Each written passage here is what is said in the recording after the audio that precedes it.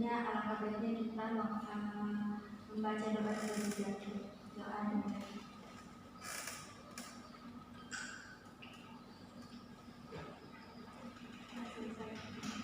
Terima kasih. Di antara adik-adik sekalian, apakah pernah mengikuti kegiatan konseling kelompok sebelumnya? Baiklah, pada kesempatan kali ini kita akan melaksanakan konseling kelompok, di mana konseling kelompok merupakan bantuan yang diberikan oleh konselor untuk menyelesaikan atau memecahkan masalah yang dihadapi oleh kliennya ataupun adik-adik sekalian dengan menggunakan dinamika kelompok. Apakah adik-adik sudah paham? Baik, sebelum kita melakukan prosesi selanjutnya, kakak akan menjelaskan asas yang terdapat di dalam konseling kelompok. Salah satu asasnya tersebut adalah asas kerahasiaan, di mana dalam asas kerahasiaan ini menjaga rahasia masing-masing anggota kelompok agar masalahnya itu tidak diketahui oleh orang lain kecuali oleh anggota kelompok yang ada pada saat ini. Kemudian asas menjaga kebukaan, di mana dengan asas ini anggota kelompok merasa terbuka dan merasa nyaman dalam menyampaikan masalahnya. Untuk lebih meyakinkan adik-adik tentang asas kerahasiaan ini, ada baiknya untuk kita melakukan sumpah secara bersama-sama. Ikuti apa yang saya ucapkan. Angkat tangan di samping badan.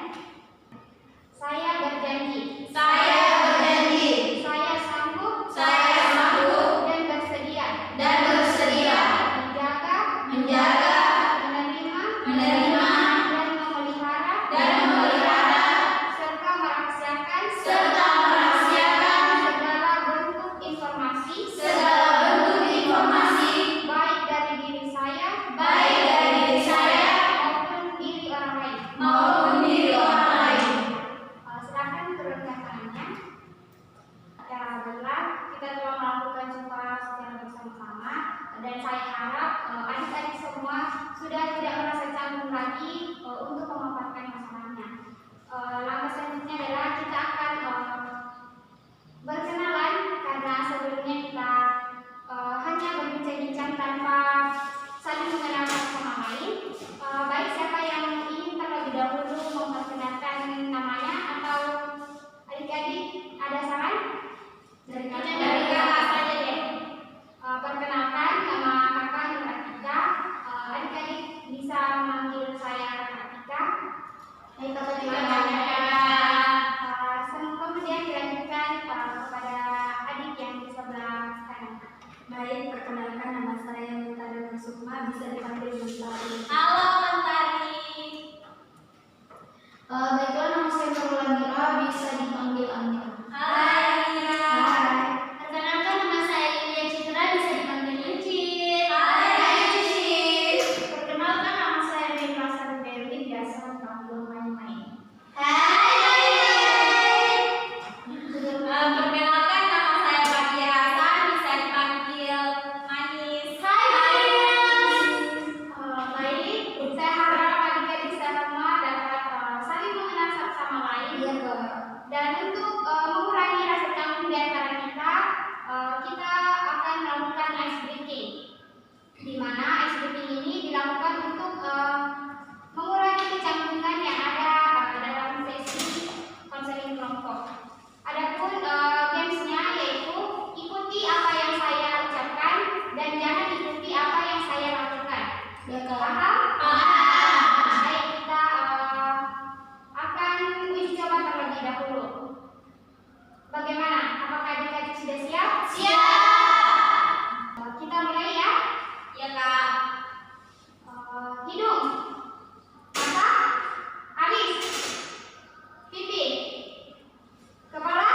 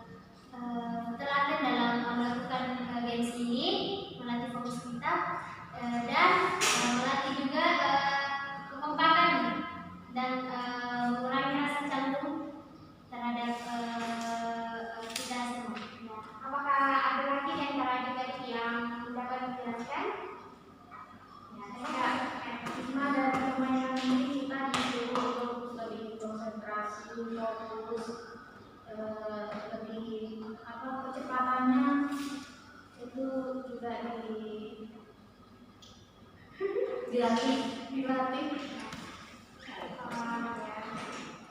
Ya, terima kasih. Saya kira cukup untuk penjelasannya karena berhubung kita ingin mengefisienkan waktu. Apakah adik-adik sudah bersedia untuk mengikuti sesi selanjutnya dalam konseling kelompok ini? Iya. Baik. Di antara adik-adik sekalian, siapakah yang ingin memaparkan masalahnya terlebih dahulu? Saya persilakan. Ya, adik Mei. Ya, terima kasih Kak. Sebenarnya permasalahan saya itu soal semenjak saya dibelikan HP baru, saya lebih fokus ke HP saya daripada ke pelajaran saya. Jadi nilai saya menurun. Terima kasih. Baik. Selanjutnya, apakah masih ada yang ingin memaparkan masalahnya? Saya silakan kepada adik Mentari.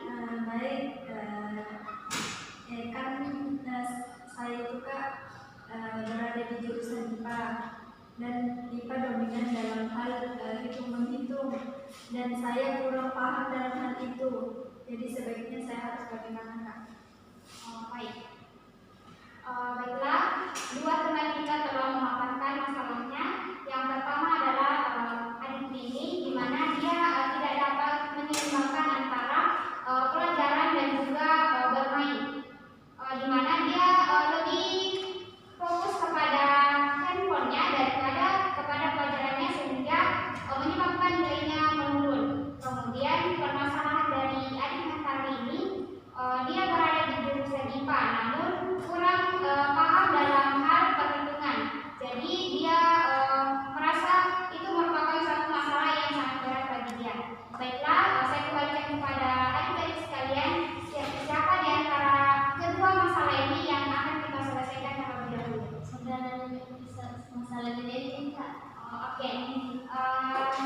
Untuk masalah ini, di antara adik-adik sekalian, siapa yang ingin memberikan solusi atau saran? Baik, saya persilakan.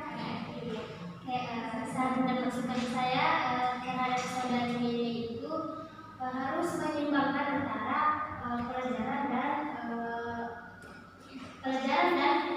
bermain gadget, karena memang seseorang yang berada memang itu butuh untuk bermain reguler, tidak mesti harus belajar terus, tapi harus diseimbangkan, jangan lebih dominan terhadap permainan gadget daripada belajar, harus diseimbangkan dan harus diprioritaskan untuk lebih memprioritaskan pelajaran daripada bermain gadget. Oke, saya Kak. Saya persilakan kepada Saya ingin menambahkan sedikit dari solusi yang diberikan kepada saudari Mimi. Jadi sedikit solusi dari saya itu, Anda harus melihat kan gadget ini sebenarnya, kalau kita bermain gadget itu kita sudah mengembang dunia. Jadi gadget sebenarnya juga bisa dipakai untuk mencari pelajaran-pelajaran yang diberikan kepada guru untuk mengerjakan tugas sekolah Kak. Ini bisa menggunakan gadget untuk mencari jawaban dari tugas tersebut. Terus Meme bisa menggunakan HP ini dengan hal-hal positif saja. Jadi sembari bermain gadget, sembari juga mencari pelajaran yang ada di handphone atau biasa disebut dengan Google. terima kasih kepada saran-saran dari adik berdua. Adapun saran dari adik Lydia, dia mengatakan bahwa adik ini harus menyeimbangkan antara waktu belajar dan juga waktu bermain gadget, di mana dia juga mengatakan bahwa belajar itu harus diprioritaskan, karena belajar merupakan satu tuntutan bagi adik Meme sendiri sebagai seorang pelajar. Kemudian saran dari adik Manis, dia mengatakan bahwa gadget itu dapat digunakan untuk belajar serta digunakan pada hal-hal positif. Begitu. Saya kembalikan kepada adik Meme, apakah kedua saran tersebut di antara kedua saran tersebut yang mana dapat di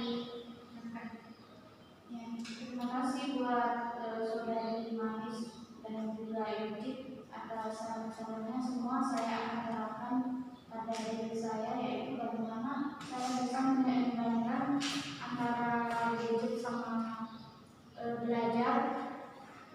Yang perlu diprioritaskan itu adalah belajar, dan bagaimana gadget ini bisa saya manfaatkan untuk hal-hal yang positif. Baik, saya kira permasalahan dari ADHD ini sudah kita pecahkan bersama-sama.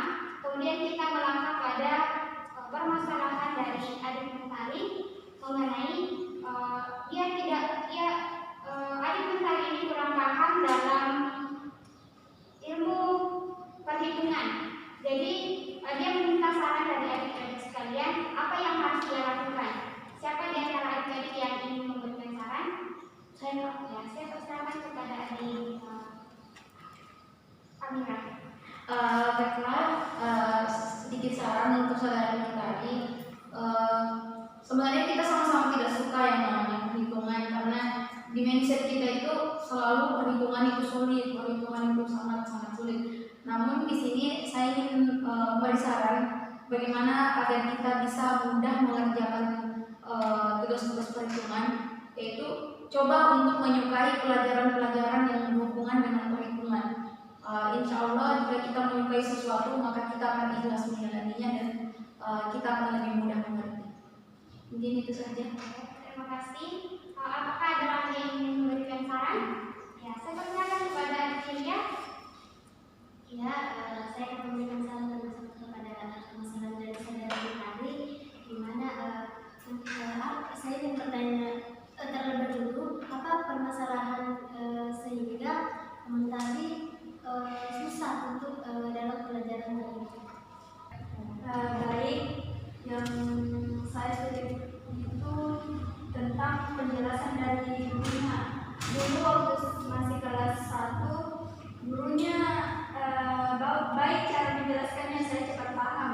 Tetapi pas menaiki kelas 2, gurunya terlalu cepat, jadi saya sulit memahami apa yang dijelaskan. Oh, jadi itu permasalahannya.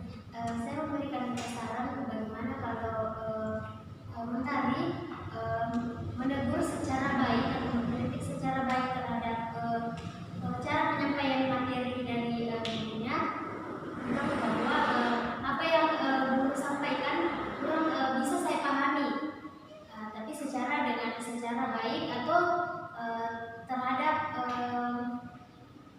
terhadap permasalahannya tersebut, mentari harus lebih memperlancar atau mempelajari lebih lagi terhadap pelajaran perhitungan tersebut. Ya, itu sekedar saya. Baik, itulah tadi saran dari teman-teman sekalian. Yang pertama itu saran dari adik Amira tentang dia ini juga memiliki masalah yang sama dengan adik Mentari, tapi dia tuh memberikan saran bahwa bagaimana adik Mentari itu mengubah mindset adik Mentari tentang pelajaran yang tidak disukai.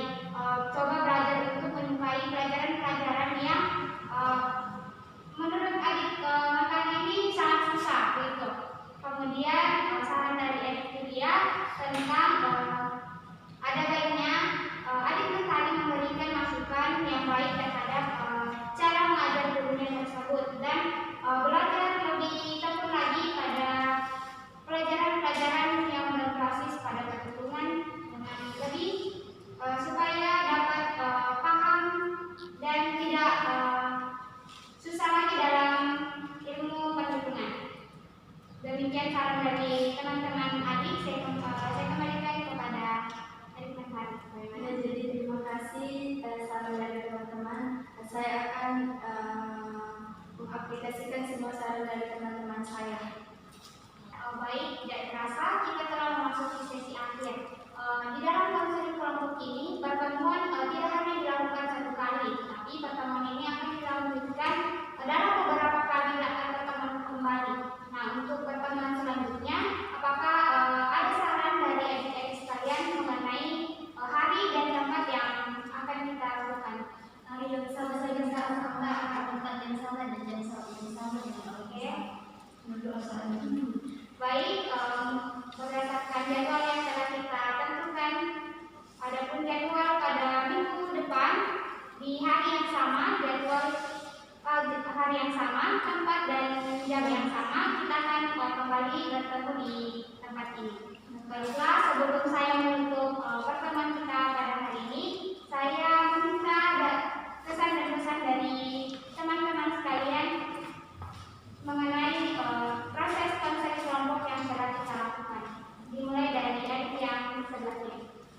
Ya, baiklah, pesan dan kesan yang saya rasakan dalam mengikuti proses konseling kelompok ini semuanya bernilai positif dan bisa saling kenal mengenal. Silakan selanjutnya. Pesan saya mengikuti proses konseling kelompok ini, masalah yang saya hadapi dapat didiskusikan dapat terpecahkan. Pesan dan kesan yang saya dapat dari proses ini, saya merasa sangat bahagia dan dapat bersilaturahmi dengan teman-teman baru dan mendapatkan hal-hal yang sangat positif. Baik, selanjutnya. Kesan yang saya dapatkan dari kegiatan ini yaitu mendapatkan banyak teman dan ilmu serta hal positif untuk diri saya pribadi. Dan yang terakhir saya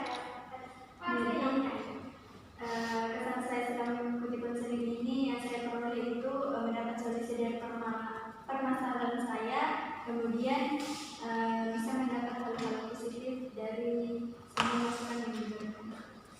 Terima kasih atas kesan dan pesan yang sangat positif pada pertemuan kita kali ini. Meskipun adik-adik sekalian baru pertama kali mengikuti kegiatan konseling kelompok, tapi bagi saya selaku pemimpin kelompok, saya merasa senang karena adik-adik semua sangat berperan aktif dalam proses konseling kita ini.